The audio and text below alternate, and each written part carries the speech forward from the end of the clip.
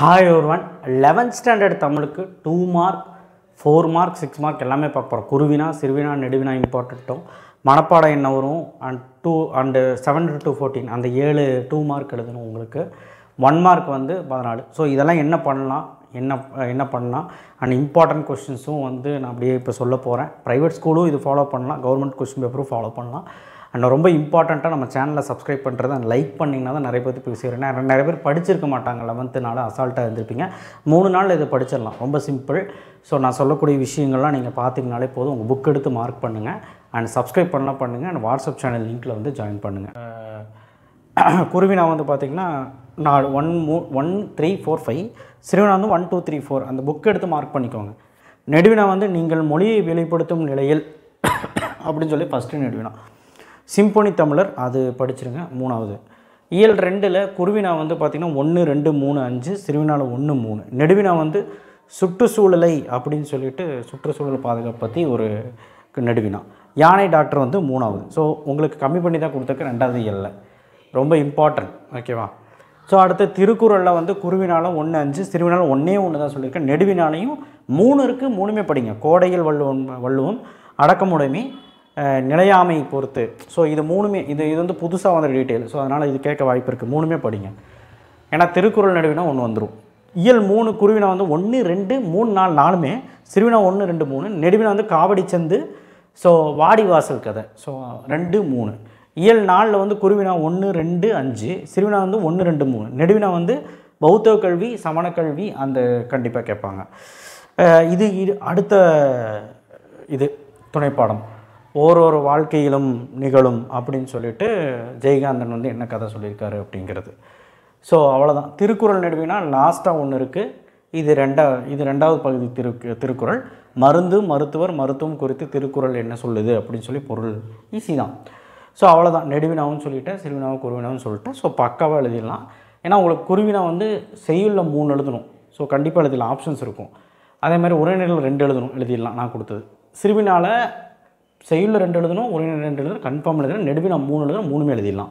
ஏன்னா நெடுவினா பொறுத்த வரைக்கும் திருக்குறள் 1 வந்துடும், துணைப்பாடம் யானை டாக்டர் வாடிவாசல் அந்த லாஸ்ட் இயர், சிம்பொனி தமிழரும் வந்துடும். 4மே கொடுத்துட்டோம் போல. 4மே இம்பார்ட்டன்ட் தான். ஸோ நீங்கள் யானை டாக்டர் சிம்பொனி தமிழர் வாடிவாசல் படித்தாலே ஒரு துணைப்பாடம் எழுதிடலாம். ஸோ அதே மாதிரி உங்களுக்கு ஃபஸ்ட்டு திருக்குறளோட டீட்டெயிலும் எல்லாமே நான் சொல்லிட்டேன். 4 டீட்டெயில் இருக்குது, 4மே படிச்சிருங்க. ஸோ அதே மாதிரி உரைநடை அப்படின்னு பார்க்கும்போது நான் சொல்லியிருக்கேன், சுற்றுச்சூழல் அப்படி இப்படின்னு சொல்லியிருக்கேன். ஃபஸ்ட் இயர் சொல்லியிருக்கேன், பௌத்த கல்வி சமண கல்வி எல்லாமே சொல்லியிருக்கேன். ஸோ உங்களுக்கு ஒரு 6 மார்க் கல்வி ஈஸியாக 3 எழுதிடலாம். இயல் 1ல் இலக்கண தேர்ச்சிக்கொள்ள. ஸோ உங்களுக்கு 4வது கேள்வி வந்து 2 மார்க்லையும் கேட்கலாம், அது குருவினாலையும் கேட்கலாம், சாதா 2 மார்க்லையும் கேட்கலாம். பேஜ் நம்பர் 18 பிறமொழி சொற்கள் தமிழாக்கம் தருக. ஸோ கண்டிப்பாக இது கேட்பாங்க. பிறமொழி சொற்களை மாற்றி எழுதுக. பேஜ் நம்பர் 19 7 × 2 14பா, 2 மார்க்கு 10 கொடுத்து 7 எழுத சொல்லுவாங்க. இதில் புணர்ச்சி விதி பகுபதொரு பிரகடனம் வரும். புணர்ச்சி விதியில் ஈறுபோதல் இனமைகள் வர புணர்ச்சி விதி, அதான் மை போட்டு வர்ற செந்தமிழ் செம்மை கூட்டல் தமிழ் இந்த மாதிரி வரதை வந்து நல்லா பார்த்துக்கோங்க. இதை அதிகமாக ஒன்று கேட்பாங்க. சரி, அதை பற்றி நம்ம வீடியோ தனியாக போடுவோம். புணர்ச்சி விதி எழுதிடலாம், பகுபதொரு பிரகடனமும் ரூல்ஸ் அண்ட் ரெகுலேஷன்ஸ் தெரிஞ்சு எழுதிடலாம். ஸோ இது 2மே வரும். ஸோ பேஜ் நம்பர் 18 அது பார்த்துக்கும். பேஜ் நம்பர் 19 பேச்சு வழக்கு எழுத்து வழக்கு கண்டிப்பாக வரும். நல்லா படிக்க முடியாது, படிச்சிருங்க, 4 தான் இருக்கும். பேஜ் நம்பர் 20 வேறு சொற்களை எடுத்துக்காட்டில் உள்ளவாறு தொடரமைக்க. ஸோ இதுவுமே கேட்பாங்க. கலை சொற்கள் அது எல்லா இயல்லையும் பார்த்துக்கோங்க. 2 கேட்பாங்க 2 மார்க்கில். ஸோ இயல் 2ல் 1 தான் மயங்கொழி சொற்கள் கண்டிப்பாக வந்துடும். கலை சொற்கள் பார்த்து. இயல் 3ல் இலக்கண தேர்ச்சிக்கோளில் 7 8 கண்டிப்பாக பாரு. ஏன்னா இலக்கண தேர்ச்சிக்கோளில் ஒரு சில கொஸ்டின் 2 மார்க்லையும் கேட்பாங்க, இந்த 7 to 14லையும் கேட்பாங்க.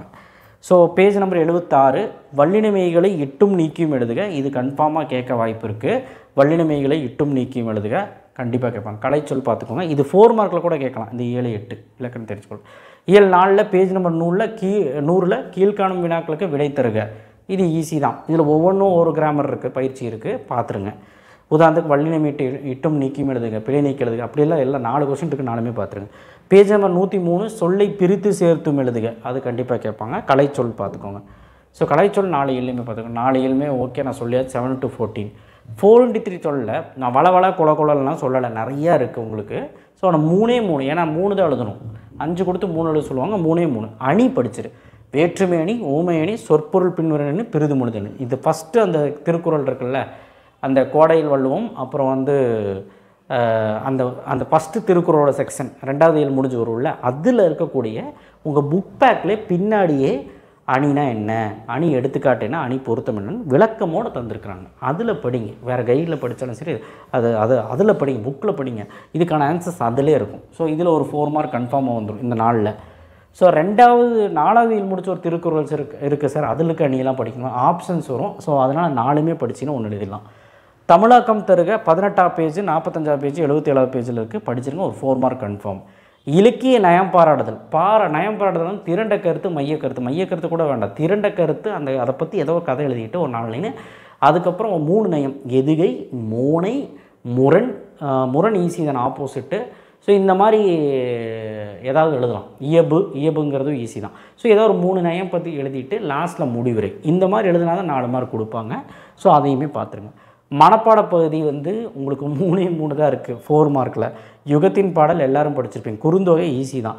தொலைந்து போனவர்கள் பெருசாக தான் இருக்கும், ஆனால் படிச்சிருங்க. ஏன்னா எது வேணாலும் கேட்பாங்க. 3ல் ஏதோ ஒன்று கன்ஃபார்மாக 3மே படிக்கணும். திருக்குறளில் 2 தான் இருக்குது சொல்லுவாங்க, இது வரும் அது வரும். திருக்குறளில் யாருனாலையும் கணிக்க முடியாது. ஸோ இதில் 2 மார்க், 4 + 2 6. ஸோ மனப்பாடம் நீங்கள் இது படித்து தான் ஆகணும். ஸோ எனிவே எல்லாமே சொல்லிட்டேன். 1 மார்க் மட்டும் முடியாதவங்க புக் பேக் மட்டும் ஃபாலோ பண்ணுங்கள். 10 9 கரெக்டாகிடலாம். முடிஞ்சவங்க நூல்வெளி நுழையும் முன் அப்படின்னு சொல்லிட்டு உங்கள் புக்கில் நூல்வெளின்னு லெசனுக்கு பின்னாடி இருக்கும், இயலுக்கு பின்னாடி இருக்கும். இயல் ஆரம்பிக்கிறதுக்கு முன்னாடி நுழையும் முன்னு இருக்கும். இது 2யும் நல்லா படித்து பார்த்துட்டிங்கன்னா உங்களுக்கு அதில் புக்கின்னு கேட்பாங்க, எழுதிடலாம். ஸோ இதுதான் மேட்ரு. ஸோ இதை நீங்கள் கரெக்டாக படிச்சிட்டிங்கன்னா 90க்கு 90 எடுத்துடலாம். 90க்கு 90 நினச்சா தான் நம்மளால் 85 80ஆவது எடுக்க முடியும். நல்லா படிங்க.